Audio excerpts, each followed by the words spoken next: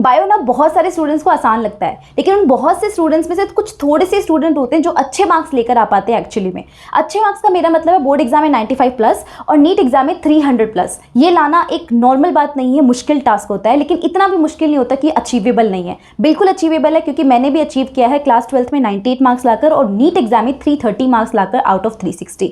तो चलिए जानते हैं ऐसी कौन सी 5 चीजें हैं जो बायो में करनी चाहिए, जिसकी हेल्प से बायो में आउट ऑफ आउट या फिर 95 प्लस मार्क्स बोर्ड एग्जाम्स में और नीट एग्जाम में 300 प्लस आ सकते हैं। Let's begin. देखो, हर कोई बताता है कि क्लास 12th के लिए या नीट के लिए बायो की एनसीईआरटी हमेशा टिप्स पे होनी चाहिए, लेकिन जब तुम डायरेक्टली एनसीईआरटी पढ़ने जाओगे ना तो कुछ भी समझ में नहीं आएगा, क्योंकि बहुत कॉम्प्लेक्स लैंग्वेज होती है, स्पेशली क्लास 12th की एनसीईआरटी में। कि एक एक लाइन बहुत ज्यादा ट्रिकी सी होती है, हर लाइन का मतलब निकल रहा होता है और हर लाइन में कुछ ना कुछ चीजें छुपी हुई होती है जो एक्चुअली में सीधे एनसीईआरटी पढ़ने से हमें नहीं मिलती। इसके लिए हमें लेक्चर देखना होता है। सबसे पहला स्टेप होता है लेक्चर देखना है, नोट्स बनाना। जैसे जैसे लेक्चर देखते जाओ अपने नोट्स खुद से बनाते जाओ। अगर तुम्हें खुद के नोट्स नहीं अच्छे लगते या फिर तुम्हें बनाने नहीं आते हैं तो तुम किसी और के नोट्स भी प्रेफर कर सकते हो, किसी भी टीचर के नोट्स ले सकते हो। अब लेक्चर कहाँ से देखना चाहिए? देखो, लेक्चर तुम्हारी प्रेफरेंस के ऊपर होता है कि तुम नीट के लेक्चर्स देख रहे हो, क्लास 12th के लेक्चर्स देख रहे हो, कौन से लेक्चर देख रहे हो। अलग अलग टीचर्स हैं यूट्यूब पे जो फ्री में भी पढ़ाते हैं, और साथ में अगर तुमने किसी ऑनलाइन बैच को ज्वाइन कर रखा है तो उनके टीचर से पढ़ो। यूट्यूब पे मैं भी तुम्हें फ्री में पढ़ाती हूँ, बिल्कुल डिटेल्ड लेक्चर मेरे होते हैं। चाहे तुम बोर्ड एग्जाम्स की प्रिपरेशन कर रहे हो, चाहे नीट एग्जाम की प्रिपरेशन कर रहे हो, मेरे लेक्चर्स तुम दे सकते हो।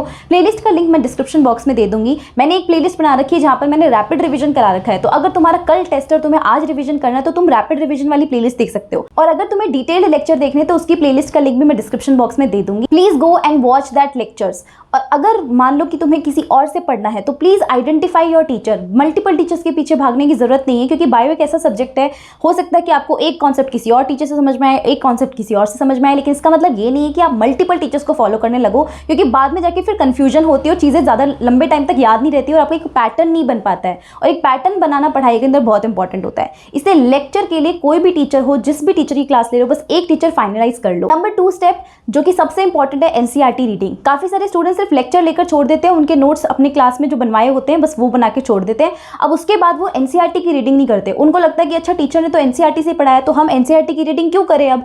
लेकिन ऐसा नहीं होता, एनसीईआरटी की तुम्हें रीडिंग करनी होती है। चाहे तुम्हें क्लास में टीचर खुद भी एनसीईआरटी की रीडिंग करवाए तो बहुत ही अच्छी बात है, लेकिन अगर वो खुद भी करवा रहा है तो भी तुम्हें घर पे आके खुद से अपनी सेल्फ रीडिंग करनी है, क्योंकि बहुत इंपॉर्टेंट होता है एनसीईआरटी की मल्टीपल रीडिंग। बहुत कम बच्चे करते हैं, इसीलिए बायो में उनको लगता है कि ईजी है, उनको लगता है कॉन्सेप्ट समझ में आ गया, लेकिन एक्चुअली में जो एनसीईआरटी वाला खेल होता है ना, वो बहुत कम स्टूडेंट को समझ में आता है और वही बच्चे होते हैं जो अच्छे मार्क्स ला पाते हैं एक्चुअली में। Number 3 step, question practice. अब काफी सारे स्टूडेंट सोचते हैं कि अच्छा बायो में तो क्वेश्चन प्रैक्टिस की रिक्वायरमेंट ही नहीं होती, फिजिक्स और केमिस्ट्री में होती है क्योंकि वहां पर प्रैक्टिस की जरूरत होती है, लेकिन ऐसा नहीं होता। बायो में भी तुम्हें क्वेश्चन प्रैक्टिस की रिक्वायरमेंट होती है। अगर तुम ऐसे सिर्फ थ्योरी पढ़ते जाओगे ना तो तुम्हें एक्चुअली में पता नहीं चलेगा कि किस तरीके के क्वेश्चन फ्रेम होते हैं। क्वेश्चन प्रैक्टिस तुम्हें कहां से करनी चाहिए, वो तुम्हें देखना कि तुम किस एग्जाम के लिए प्रिपरेशन कर रहे हो। अगर तुम बोर्ड्स के लिए कर रहे हो तो तुम क्वेश्चन बैंक कोई भी हो सकता है जो बोर्ड्स ओरिएंटेड है उसको खरीद सकते हो। अगर तुम नीट एग्जाम के लिए प्रिपरेशन कर रहे हो तो नीट एग्जाम के लिए जो प्रीवियस ईयर क्वेश्चंस होते हैं वो बहुत ही इंपॉर्टेंट होते हैं। तो हमेशा रेकमेंड किया जाता है नीट वाले बच्चों को कि कभी भी कोई चैप्टर कंप्लीट हो जाए ना तो पहले प्रीवियस ईयर क्वेश्चन लगाओ और उसके बाद कोई एक्स्ट्रा क्वेश्चंस लगाओ। प्रीवियस ईयर क्वेश्चन के लिए मुझे बहुत से बच्चे पूछते हैं कि हमें कौन सी बुक प्रेफर करनी चाहिए।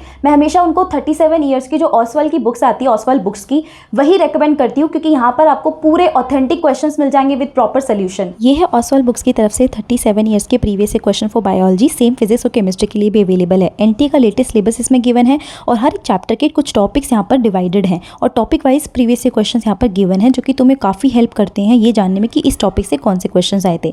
लेटेस्ट ईयर का जब पेपर उठा के देखोगे उसमें बॉटनी एंड जूलॉजी में कौन से चैप्टर से कौन से टॉपिक से क्वेश्चन आए थे वो भी यहाँ पर लिखे हुए हैं और हर एक चैप्टर के माइंड मैप्स गिवन है for more revision and topics के साथ में प्रीवियस ईयर क्वेश्चन गिवन है, जो कि मुझे बहुत ही अच्छी बात लगी। सेम आपको फिजिक्स एंड केमिस्ट्री के लिए भी मिल जाएगा, वहाँ पर भी टॉपिक वाइज ही गिवन है। लिंक डिस्क्रिप्शन बॉक्स में, चेक इट आउट। लिंक मैं डिस्क्रिप्शन बॉक्स में दे रही हूँ इस बुक का, please go and check it out. ये 3 चीजें जो मैंने बताई है, लेक्चर अटेंड करना, नोट्स बनाना, एनसीईआरटी रीडिंग करना, क्वेश्चन प्रैक्टिस करना, ये आपने बहुत लोगों से सुनी होंगी और बहुत सारे बच्चे सुन के छोड़ देते हैं लेकिन एग्जीक्यूट नहीं कर पाते हैं। और तुम्हें प्रॉपर टाइम टेबल के साथ में इसको एग्जीक्यूशन पे लाना पड़ेगा। तुम्हें ये देखना पड़ेगा कि इस वीक में तुम्हें कितने चैप्टर्स करने हैं और कब कब तुम्हारा मल्टीपल रिविजन का चलना चाहिए, क्योंकि बायो चाहे नीट की हो चाहे क्लास 12 की हो, एक कॉमन चीज़ होती है कि अगर मल्टीपल रिवीजन इसके अंदर चलता है ना, तभी वो चीज़ ज़्यादा लंबे टाइम तक रहती है। क्योंकि बहुत से बच्चों की कंप्लेंट रहती है कि हम पढ़ते तो हैं लेकिन याद नहीं रहता हमें, तो मल्टीपल रिवीजन तुम्हें करना पड़ेगा। पीरियोडिक रिवीजन, जैसे आज एक चैप्टर कंप्लीट हो गया है तो अब 4 दिन या 5 दिन का गैप दो, फिर वापस से अपने आप से उस चैप्टर को उठाओ। ज़रूरत नहीं है कि भाई तुम्हें कोई टीचर आके बोलेगा कि तुम्हारा टेस्ट है तो तुम अब उस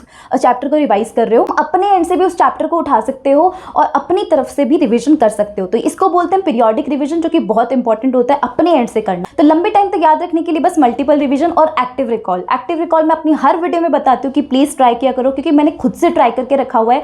अपने बोर्ड एग्जाम्स में भी मैं एक्टिव रिकॉल किया करती थी कि एक चैप्टर जैसे ही पढ़ लिया या एक टॉपिक जैसे ही पढ़ लिया, अब उस कॉपी को बंद करके आंख बंद करके सोचो कि तुमने क्या पढ़ा था। दिमाग को थोड़ा सा कसरत करवाओ, तभी दिमाग को पता चलेगा कि हाँ उसको याद है भी या नहीं। फिर पॉइंटर्स सारे रफ शीट के ऊपर लिखो कि यार शुरू से लेकर एंड तक क्या क्या चीज़ें हैं जो तुमने एक्चुअली में पढ़ी हैं। ठीक है, ये करना बहुत इंपॉर्टेंट होता है, जो कि काफ़ी कम स्टूडेंट करते हैं। इसलिए उनको लगता है कि हाँ आ तो गया समझ में, लेकिन याद कुछ नहीं रहता है। तो please multiple revision active recall को अपने चाहे किसी भी सब्जेक्ट की प्रिपरेशन कर रहे हो उसमें इंक्लूड ज़रूर करना। बहुत ज़्यादा बेनिफिट आपको देखने को मिलेगा जस्ट आफ्टर 1 मंथ, ये मेरी गारंटी है। काफ़ी सारे स्टूडेंट के दिमाग में ना एक गलतफहमी ज़रूर रहती है कि हमने तो नीट के लिए पढ़ ली है, इतनी हाई लेवल की बायो पढ़ ली तो बोर्ड्स के लिए तो हो ही गई।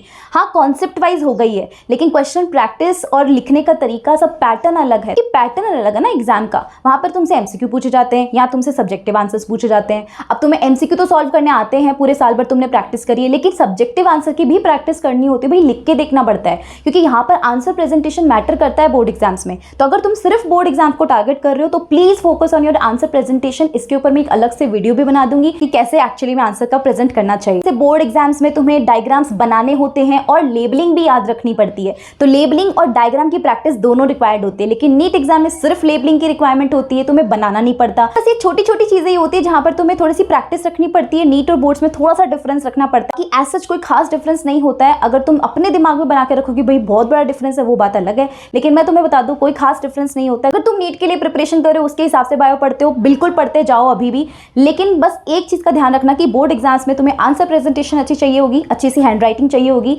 लेबलिंग करने की आदत चाहिए होगी, डायग्राम बनाने की आदत चाहिए होगी, सब्जेक्टिव आंसर कैसे लिखते हैं, कैसे आंसर करते हैं, ये बहुत ज़्यादा बड़ी चीज़ होती है बोर्ड एग्जाम के अंदर।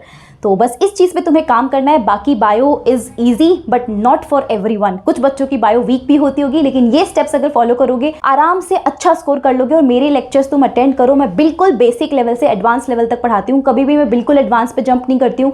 मेरे लेक्चर्स कोई भी देख लोगे एकदम डिटेलिंग वाले लेक्चर्स ही होते हैं। प्रॉपर शेड्यूल के साथ में बस पढ़ाई करते रहो, टाइम टेबल खुद को दो, टारगेट खुद को दो। ये टारगेट तुम खुद नहीं दे सकते हो तो मैं देती हूँ अपने टेलीग्राम के ऊपर। टेलीग्राम चैनल का लिंक डिस्क्रिप्शन बॉक्स में, वहां से जाके ज्वाइन कर लेना। और अगर तुम्हें ऐसा चाहिए कि भाई 1-on-1 पर्सनल मेंटरशिप चाहिए, पर्सनलाइज टाइम टेबल चाहिए, सकता है तुम्हारे साथ ऐसा हो कि जो आप हमें शेड्यूल टेलीग्राम पे दे रहे हो वो हम नहीं कर पा रहे हैं हमारे डेली शेड्यूल के अंदर मेंटेन, तो हमें चाहिए पर्सनलाइज टाइम टेबल। तो उसके लिए तुम 1-on-1 मेंटरशिप कॉल भी ज्वाइन कर सकते हो। इसका लिंक भी मैं डिस्क्रिप्शन बॉक्स में दे रही हूँ। Please go and book your slot. जो भी प्रॉब्लम है, जो भी दिक्कत है या जो भी आपको बात करनी है, मुझसे बात कर सकते हो। डिस्क्रिप्शन बॉक्स में लिंक आपको गिवन है। एट द सेम टाइम मुझे पता है कि तुम्हें बायो बहुत अच्छी लगती है, बट मुझे कॉमेंट्स में जरूर लिख के जाना बायो हैज माई हार्ट। अगर नहीं भी हार्ट है तो भी बना के भेज दो, क्योंकि प्यार दोगे ना सब्जेक्ट को तो वो सब्जेक्ट भी तुम्हें उल्टे में प्यार देगा। तो प्लीज ये लिख कर जाना बायो हैज माई हार्ट। इससे क्या होगा ना, तुम्हारा माइंडसेट अच्छा हो जाएगा और सब्जेक्ट पसंद आने लगेगा। अगर पसंद नहीं है तो, और पसंद है तो बस अपना प्यार उसको जाहिर कर दो थोड़ा सा। यार that's all for today's video. Hope you liked it. अगर अच्छी लगी तो लाइक, शेयर एंड चैनल को सब्सक्राइब जरूर करिएगा।